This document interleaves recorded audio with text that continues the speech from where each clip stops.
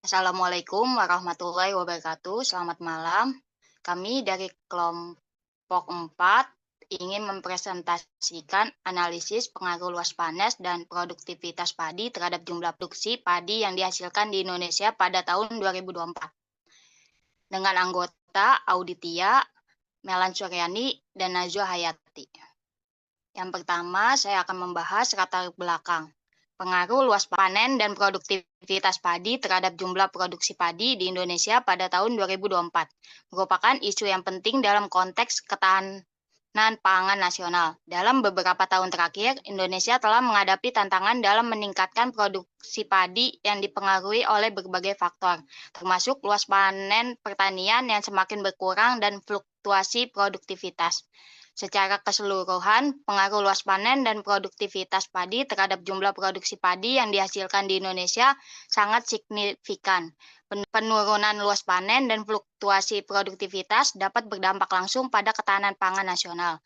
Oleh karena itu, upaya untuk meningkatkan produktivitas melalui penggunaan teknologi modern dan perbaikan infrastruktur irigasi menjadi sangat penting untuk memastikan ketersediaan pangan di masa depan.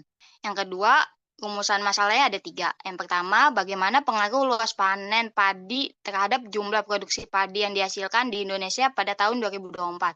Pembahasan kedua, bagaimana pengaruh produktivitas padi terhadap jumlah produksi padi yang dihasilkan di Indonesia pada tahun 2024. Dan yang ketiga, bagaimana pengaruh luas panen dan produktivitas padi secara bersamaan terhadap jumlah produksi padi yang dihasilkan di Indonesia pada tahun 2024. Hipotesanya, yang pertama, H0-nya luas panen mempengaruhi jumlah produksi padi. H1-nya luas panen tidak mempengaruhi jumlah produksi padi. Hipotesis kedua, H0-nya produktivitas padi mempengaruhi jumlah produksi padi. H1-nya produktivitas padi tidak mempengaruhi jumlah produksi padi. Hipotesis ketiga atau simultan, H0-nya luas panen dan produktivitas padi mempengaruhi jumlah produksi padi. H1-nya luas panen dan produktivitas padi tidak mempengaruhi jumlah produksi padi. Berdasarkan ketiga hipotesis di atas, maka kriteria pengambilan keputusan adalah pertama, penerimaan H0 terjadi jika nilai uji lebih besar daripada nilai alpha tabel. Yang kedua, penolakan H0 terjadi jika nilai uji lebih kecil daripada nilai alpha tabel. Kita akan membahas teknik analisis data. Metode penelitian menggunakan metode analisis data sekunder. Pengukur sekunder diperoleh dari Badan Pusat Statistik atau BPS melalui laporan luas panen, produktivitas padi, dan jumlah produksi padi di seluruh 38 provinsi yang ada di Indonesia pada tahun 2024. Metode analisis yang digunakan adalah metode deskriptif kuantitatif berupa analisis regresi linear berganda untuk menguji pengaruh antara luas panen atau independen dan produktivitas atau independen terhadap jumlah produksi padi atau dependen dengan menggunakan program SPSS. Yang pertama, kita akan membahas luas panen adalah angka realisasi luas panen padi. Yang kedua, produktivitas padi adalah nilai rata-rata hasil produksi per tahun luas pada periode tertentu. Di bawah ini ada rumus untuk menghitung produktivitas padi. PR sama dengan Y per X. Dengan keterangan PR itu produktivitas padi dengan satuan ton per hektar. Y-nya jumlah produksi padi dalam satuan ton, dan X-nya luas panen dalam satuan hektar. Yang ketiga, jumlah produksi padi merupakan total yang dihasilkan dalam satuan ton. Dengan rumus menghitungnya, Y sama dengan PR kali X. Hasil penelitian. Deskripsi data penelitian. Data diambil dari sumber resmi yaitu Badan Pusat Statistik atau BPS dan laporan tahunan dari Dinas Pertanian di setiap provinsi. Penelitian ini menggunakan metode pengumpulan data yang meliputi survei lapangan dan pengukuran luas panen serta produktivitas melalui teknik ubinan. Data yang dikumpulkan mencakup luas panen, produktivitas, dan jumlah produksi padi pada tahun 2024. Uji kualitas data. Yang pertama ada uji validitas. Uji validitas bertujuan untuk memastikan bahwa instrumen pengukuran yang digunakan dalam penelitian dapat mengukur apa yang seharusnya diukur.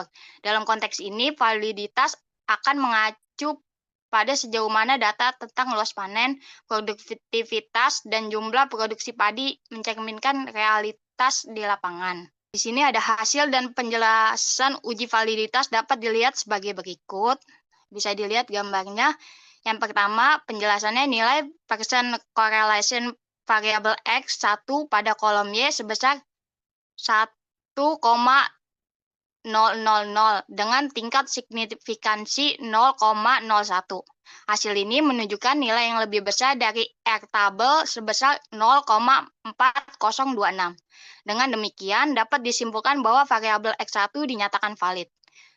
Yang kedua, ada nilai percent correlation variabel X2 pada kolom Y sebesar minus 0,042 dengan tingkat signifikansinya 0,01. Hasil ini menunjukkan nilai yang lebih kecil dari R tabel sebesar 0,4026. Dengan demikian, dapat disimpulkan bahwa variabel X2 dinyatakan tidak valid. Dengan demikian, analisis ini menunjukkan perbedaan signifikansi terkait validitas data antara variabel X1 dan X2 terhadap variabel Y. Hal ini perlu diperhatikan dalam proses analisis lebih lanjut agar instrumen pengukuran dapat diandalkan. Yang kedua, ada uji reliabilitas. Uji reliabilitas bertujuan untuk mengukur konsistensi dan stabilitas dari instrumen pengukuran. Alat ukur yang digunakan untuk mengetahui apakah data yang digunakan sudah menunjukkan hasil yang dapat dikatakan reliable atau dapat dipercaya atau tidak. Ini ada gambar hasil dan penjelasan uji reliabilitas dapat dilihat sebagai berikut. Yang pertama, penjelasannya pada kolom Cronbach's alpha menunjukkan nilai 0,402 untuk 3 item, yaitu variabel X1, X2, dan Y. Nilai ini lebih kecil dari 0,60. Berdasarkan hasil tersebut, maka dapat disimpulkan bahwa instrumen yang digunakan dinyatakan tidak reliable dan berada di kategori sedang pada tingkatan uji reliabilitas. Dengan demikian, item-item yang digunakan tidak saling konsisten. Ketidakandalan ini dapat mempengaruhi validitas hasil penelitian dan mengarah pada kesimpulan yang tidak akurat. Oleh karena itu, sangat penting untuk melakukan evaluasi menyeluruh terhadap item-item tersebut. Saran yang dapat diberikan meliputi peninjauan dan revisi setiap item untuk memastikan relevansinya. Selain itu, menambah jumlah item yang lebih relevan untuk meningkatkan reliabilitas instrumen agar dapat menghasilkan data yang lebih valid dan dapat diandalkan dalam pengambilan keputusan. Yang ketiga, ada uji asumsi klasik atau uji normalitas. Uji normalitas bertujuan untuk membuktikan bahwa data yang dikumpulkan untuk regresi linear berganda terdistribusi normal. Dalam penelitian ini, kami mengolah dan menguji data menggunakan metode Kolmogorov-Smirnov yang memperhatikan tingkat kesesuaian antara distribusi teoritis tertentu. Di sini ada gambar dan penjelasan dari uji normalitas dapat dilihat sebagai berikut. Nilai asymptotic sebesar kurang dari 0,01 memiliki nilai yang lebih kecil dari 0,05. Hasil ini menunjukkan bahwa data yang dikumpulkan tidak terdistribusi normal atau penolakan H0. Yang kedua, distribusi non-normal ini mungkin mempengaruhi hasil analisis statistik tertentu sehingga perlu dilakukan transformasi data atau pilihan metode analisis yang sesuai untuk mengakomodir kondisi ini. Dengan menggunakan berbagai metode seperti transformasi data, penelitian dapat memperoleh hasil yang lebih akurat dan dapat diandalkan. Selanjutnya akan dibahas oleh rekan saya. Baik, sebelumnya terima kasih. Perkenalkan, nama saya Melan Suryani dengan NIM 63230141. Saya akan melanjutkan dari pembahasan yang sudah dijelaskan oleh rekan saya. Sini ada uji multikolinearitas. Uji multikolinearitas ini bertujuan untuk menguji apakah model regresi ditemukan adanya kolerasi antar variabel bebas atau independen. Model regresi linear berganda yang baik seharusnya tidak terjadi kolerasi antar variabel independen dalam mempengaruhi variabel terikat. Di sini tuh ada gambar penjelasan, ada hasil dari uji multikolinialitasnya. Penjelasannya, nilai toleransi variabel X1 dan X2 sebesar 0,998 lebih besar dari 0,1 dan nilai variance inflation faktor variabel X1 dan X2 sebesar 1,002 kurang dari 10. Dari hasil tersebut, maka dapat disimpulkan bahwa tidak ada gejala multikoliniaritas sehingga tidak ada hubungan antara variabel bebas dalam mempengaruhi variabel terikat.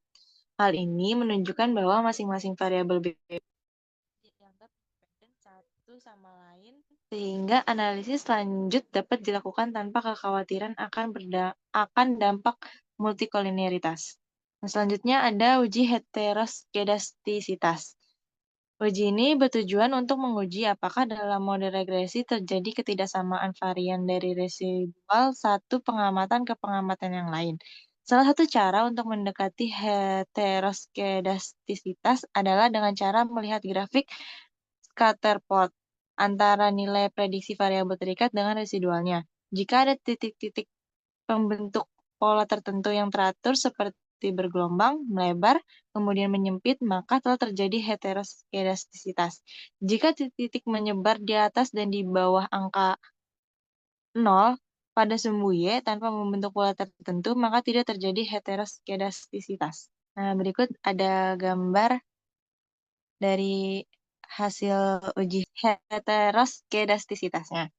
Penjelasannya, berdasarkan gambar tersebut dapat dilihat bahwa titik-titik pada grafik scatterplot tidak menyebar secara acak dan membentuk pola tertentu, sehingga dapat diartikan bahwa sampel yang digunakan tidak terbebas dari gejala heteroskedastisitas atau sampelnya tidak bersifat homogen. Kondisi ini dapat mempengaruhi validitas model regresi yang digunakan, sehingga penting untuk mempertimbangkan langkah-langkah perbaikan seperti transformasi data atau penggunaan metode analisis yang lebih sesuai untuk menangani masalah heteroskedastisitasnya. Selanjutnya ada uji autokorelasi. Autokorelasi. Uji ini bertujuan untuk menguji apakah dalam regresi linear berganda terdapat kolerasi antar kesalahan pengganggu pada data periode sekarang dengan data periode sebelumnya. Dalam penelitian ini menggunakan metode Durbin Watson atau DW karena memudahkan dalam melakukan tabulasi dan analisa data. Nah, berikut ada hasil dari uji autokorelasinya. Penjelasannya, nilai Durbin Watson atau DW sebesar 1,278 dengan N sama dengan 40 dan K atau jumlah variabel bebas, itu ada 2. Berdasarkan tabel Durbin Watson DW, alfa sebesar 5%, maka didapatkan DL atau batas bawah sebesar 1,3908 dan DU atau batas atas sebesar 1,6000. Oleh karena itu, didapatkan pula hasil 4 dikurang DU sebesar 2,4 dan 4 dikurang DL sebesar 2,6092. Hasil interpretasi menunjukkan nilai Durbin Watson sebesar 1,278 berada di autokorelasi positif. Hasil ini menunjukkan bahwa adanya gejala autokorelasi yang berarti bahwa data yang digunakan tidak terbebas dari gangguan pada periode sebelumnya, yang dapat mempengaruhi keakuratan model regresi yang diterapkan. Oleh karena itu, penting untuk mempertimbangkan langkah-langkah perbaikan untuk mengatasi masalah autokorelasi ini, agar hasil analisis lebih akurat dan dapat diandalkan. Selanjutnya itu pengujian hipotesis. Pengujian hipotesis ini tuh ada uji T. Uji T ini digunakan untuk mengetahui pengaruh masing-masing variabel independen secara parsial terhadap variabel dependen dalam analisis regresi linear berganda. Dengan kata lain, uji T dimasukkan untuk menguji pengaruh variabel X1 terhadap variabel Y dan pengaruh variabel X2 terhadap variabel Y. Kriteria uji T itu, yang pertama, jika T dihitung lebih besar dari T tabel dan nilai sig lebih kecil 0,05, maka H0 diterima. Jika T dihitung lebih kecil T tabel dan nilai sig lebih besar 0,05, maka H0 ditolak. Berikut ada hasil uji T. Dan penjelasannya itu nilai T yang didapat berdasarkan T tabel dengan DF 40 dikurang 2 sama dengan 38 dan alfa 0,05 atau uji dua arah adalah sebesar 2,02439. Nilai T dihitung pada variabel X1 sebesar 215,088 lebih besar dari T tabel 2,02439 dan nilai sik pada variabel X1 sebesar lebih kecil 0,01 lebih kecil dari 0,05 yang berarti menerima H0. Hal ini menunjukkan bahwa variabel X1 atau luas panen padi berpengaruh positif dan signifikan terhadap variabel Y atau jumlah produksi padi. Nilai T dihitung pada variabel X2 sebesar 0,104 lebih kecil dari T tabel, yaitu 2,2439 dan nilai sik pada variabel X2 sebesar 0,917 lebih besar dari 0,5 yang berarti menolak H0 atau menerima H1. Hal ini menunjukkan bahwa variabel X2 atau produktivitas padi tidak berpengaruh secara signifikan terhadap variabel Y atau jumlah produksi padi. Selanjutnya itu ada uji F. Uji F digunakan untuk mengetahui pengaruh semua variabel independen secara simultan terhadap variabel dependen dalam analisis regresi linear berganda. Dengan kata lain, uji F dimaksudkan untuk menguji pengaruh variabel X1 dan X2 terhadap variabel Y secara bersamaan. Kriteria uji F yaitu sebagai berikut. Yang pertama, jika F dihitung lebih besar F tabel dan nilai sik lebih kecil 0,05, maka H0 diterima. Yang kedua, jika F dihitung lebih kecil F tabel dan nilai sik lebih besar 0,05, maka H0 ditolak.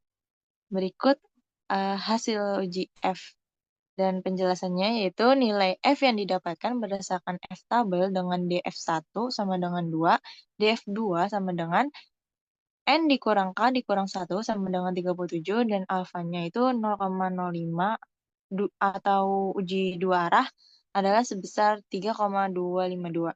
Nilai F dihitung pada variabel X1 dan X2 secara bersamaan yaitu sebesar 23171,925 lebih besar dari F tabel 3,252 dengan nilai sik sebesar lebih kecil 0,001 lebih kecil dari 0,05 yang berarti menerima H0. Hal ini menunjukkan bahwa seluruh variabel bebas atau luas panen padi dan produktivitas padi berpengaruh simultan atau secara bersamaan terhadap variabel terikat, yaitu jumlah produksi padi. Selanjutnya akan dibahas oleh rekan saya. Terima kasih. Saya Nazwa Hayati dengan NIM 63230713 akan melanjutkan pembahasannya mengenai uji koefisien determinasi. Yang pertama ada uji koefisien determinasi parsial. Uji ini adalah metode statistik yang digunakan untuk mengukur seberapa besar kontribusi masing-masing variabel independen dalam menjelaskan variasi pada variabel dependen secara terpisah. Koefisien determinasi parsial mengukur proporsi variasi dalam variabel dependen yang dapat dijelaskan oleh satu variabel independen dengan mengontrol variabel independen lainnya. Ini memberikan wawasan tentang seberapa besar pengaruh setiap variabel independen secara individual terhadap variabel dependen. Selanjutnya ada hasil dan penjelasan uji koefisien determinasi parsial. Yang pertama, nilai R² pada variabel X1 sebesar 0,999 jika dikonversi ke persentase menjadi 99,9%. Maka sumbangan variabel luas panen padi dalam mempengaruhi variabel jumlah produksi padi memberikan nilai yang sangat tinggi yaitu sebesar 99,9%. Yang kedua, yaitu nilai R² pada variabel X2 sebesar 0,002 jika dikonversi ke persentase menjadi 0,2%. Maka sumbangan variabel produktivitas padi dalam mempengaruhi variabel jumlah produksi padi memberikan nilai yang sangat rendah, yaitu sebesar 0,2%. Selanjutnya, ada uji koefisien determinasi simultan. Uji koefisien determinasi simultan adalah metode statistik yang digunakan untuk mengukur seberapa besar pengaruh semua variabel independen secara bersamaan terhadap variabel dependen dalam suatu model regresi. Koefisien determinasi simultan mengukur proporsi variasi dalam variabel dependen yang dapat dijelaskan oleh semua variabel independen dalam model regresi secara bersamaan. Nah, di sini ada hasil dan penjelasan uji koefisien determinasi simultan dari aplikasi SPSS. Kita mendapatkan nilai R² untuk variabel X1 dan X2 sebesar 0,999. Jika dikonversi ke persentase menjadi 99,9%, maka sumbangan variabel luas panen padi dan produktivitas padi dalam mempengaruhi variabel jumlah produksi padi memberikan nilai yang sangat tinggi, yaitu sebesar 99,9%. Nah, sementara 0,1% lainnya dipengaruhi oleh variabel lain di luar penelitian ini. Selanjutnya ada uji koefisien regresi. Uji koefisien regresi adalah nilai yang menunjukkan seberapa banyak perubahan pada variabel dependen dapat diprediksi berdasarkan perubahan satu unit pada variabel independen dengan asumsi variabel lain tetap konstan. Uji koefisien regresi ini bertujuan untuk mengetahui apakah variabel X1 dan X2 memiliki hubungan linier dengan variabel Y atau tidak. Dalam model regresi linear berganda, koefisien regresi dinyatakan dalam bentuk persamaan sebagai berikut. Y sama dengan alfa ditambah beta 1 X1 ditambah beta 2 X2 ditambah E. Dengan keterangan Y itu sebagai variabel terikat, alfa itu sebagai konstanta, beta 1 sebagai koefisien variabel X1, X1 yaitu variabel bebas 1, B2 sebagai koefisien variabel X2, dan X2 variabel bebas kedua, dan E-nya itu sebagai standar error. Nah, selanjutnya ada hasil dan penjelasan uji koefisien regresi. Dapat dilihat di gambar sebagai berikut. Hasil olahan SPSS kami yaitu mendapatkan persamaan regresi Y sama dengan minus 16314,664 ditambah 5,271 X1 ditambah 13,108 X2 ditambah E. Penjelasannya yang pertama yaitu pada kolom B atau beta di unstandardized coefficient terdapat nilai konstanta sebesar minus 16314,664. Tanda negatif artinya menunjukkan pengaruh yang tidak searah antara variabel independen dan variabel dependen. Hal ini menunjukkan bahwa jika semua variabel independen yang meliputi X1 yaitu luas panen padi dan X2 yaitu produktivitas padi bernilai 0% atau tidak mengalami perubahan, maka nilai Y jumlah produksi padi adalah sebesar minus 16314,664. Penjelasan yang kedua yaitu pada variabel X1, yaitu luas panen padi terdapat nilai sebesar 5,271. Tanda positif ini artinya menunjukkan pengaruh yang searah antara variabel independen dan variabel dependen. Hal ini menunjukkan bahwa jika X1, yaitu luas panen padi mengalami kenaikan sebesar 1%, maka nilai Y, yaitu jumlah produksi padi, akan naik sebesar 5,271 dengan asumsi variabel independen lainnya dianggap konstan. Lanjut, pada variabel X2, yaitu produktivitas padi, terdapat nilai sebesar 13,108. Tanda positif ini artinya menunjukkan pengaruh yang searah antara variabel independen dan variabel dependen. Hal ini menunjukkan bahwa jika X2, yaitu produktivitas padi, mengalami kenaikan sebesar 1%, maka nilai Y, jumlah produksi padinya, akan naik sebesar 13,108 dengan asumsi variabel independen lainnya dianggap konstan. Nah, kita masuk ke pembahasan hasil penelitian. Yang pertama, pengaruh X1 terhadap Y. X1 itu luas panen padi terhadap jumlah produksi padi. Luas panen padi di Indonesia pada tahun 2024 diperkirakan mencapai 10,05 juta hektar, mengalami penurunan sekitar 167,25 ribu hektar atau sebesar 1,64% dibandingkan tahun sebelumnya. Penurunan luas panen ini disebabkan oleh beberapa faktor. Yang pertama termasuk alih fungsi lahan pertanian menjadi lahan non-pertanian seperti kawasan industri dan pemukiman, serta peningkatan jumlah penduduk yang mengurangi lahan yang tersedia untuk pertanian. Hasil analisis menunjukkan bahwa luas panen memiliki pengaruh yang sangat signifikan terhadap jumlah produksi padi. Hal ini terlihat dari hasil nilai R² pada uji koefisien determinasi parsial, bahwa luas panen padi yang mempengaruhi jumlah produksi padi sebesar 99,9% pada tahun 2024. Artinya, perubahan dalam luas panen padi, baik yang mengalami kenaikan atau penurunan, dapat memberikan pengaruh yang cukup besar terhadap jumlah produksi padi. Selain itu, nilai T hitung variabel luas panen padi adalah sebesar 215,088 lebih besar daripada nilai T-tabel sebesar 2,02439 dan nilai probabilitasnya adalah 0,001 lebih kecil daripada 0,05 sehingga pengambilan keputusan dari hipotesis pertama yaitu menerima H0 dan menolak H1. Hasil analisis ini sesuai dengan hipotesis penelitian awal yang menyatakan bahwa luas panen padi memiliki pengaruh positif dan signifikan terhadap jumlah produksi padi yang dihasilkan pada tahun 2024. Pembahasan selanjutnya yaitu pengaruh X2 atau produktivitas terhadap Y, yaitu jumlah produksi padi.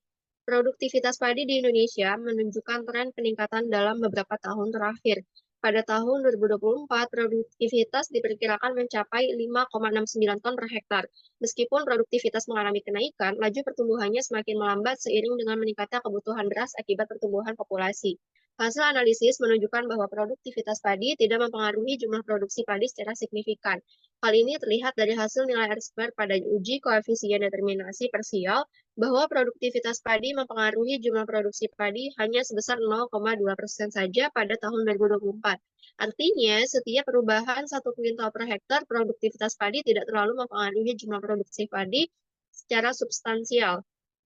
Selain itu, nilai T hitung variabel produktivitas padi adalah sebesar 0,104 lebih kecil dari nilai T-tabelnya sebesar 2,02439 dan nilai probabilitasnya adalah 0,917 lebih besar daripada 0,05 sehingga pengambilan keputusan dari hipotesis kedua yaitu menolak H0 dan menerima H1.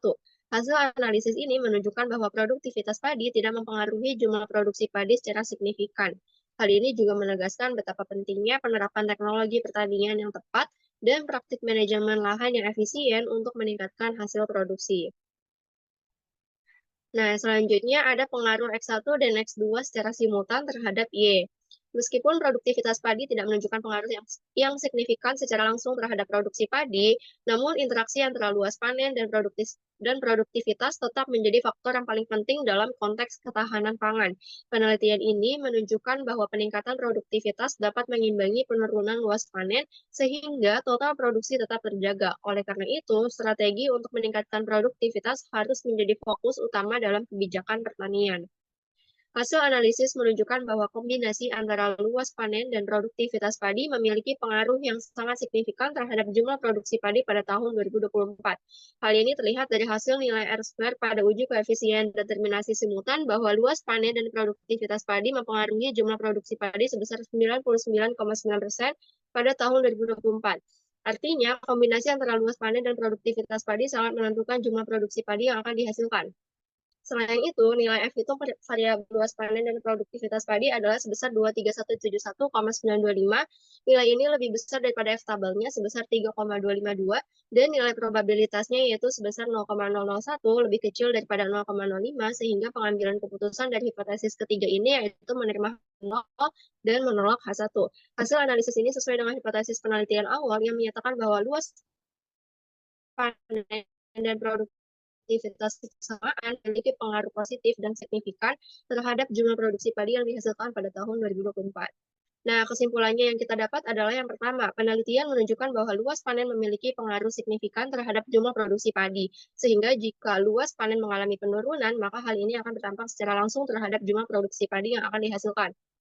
Yang kedua, penelitian menunjukkan bahwa produktivitas padi tidak secara langsung mempengaruhi jumlah produksi padi. Setiap perubahan dalam produktivitas tidak dapat memberikan kontribusi yang secara signifikan terhadap total produksi padi. Namun, hal ini menunjukkan pentingnya fokus pada peningkatan produktivitas sebagai strategi utama untuk mencapai ketahanan pangan. Nah, kesimpulan terakhir yang ketiga yaitu meskipun produktivitas padi tidak berpengaruh secara signifikan, namun interaksi antara luas panen dan produktivitas tetap penting dalam menjaga dan meningkatkan jumlah produksi padi.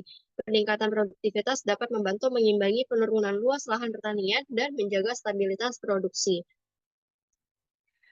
Selanjutnya ada saran dari penelitian kami yang pertama yaitu pemerintah dan pemangku kebijakan harus mengembangkan program yang berfokus pada peningkatan produktivitas padi melalui penerapan teknologi pertanian modern, penggunaan varietas unggul, serta praktik manajemen lahan yang efisien. Saran yang kedua yaitu kebijakan perlindungan lahan pertanian perlu diperkuat untuk mencegah alih fungsi lahan pertanian menjadi lahan non-pertanian. Ini termasuk penegakan hukum terhadap konversi lahan yang tidak sesuai. Saran yang ketiga yaitu investasi dalam infrastruktur pertanian seperti irigasi, transportasi, dan penyimpanan hasil pertanian harus ditingkatkan untuk mendukung efisiensi produksi dan distribusi. Sekian penjelasan dari kelompok kami. Apabila ada kesalahan, mohon dimaafkan. Terima kasih. Wassalamualaikum warahmatullahi wabarakatuh.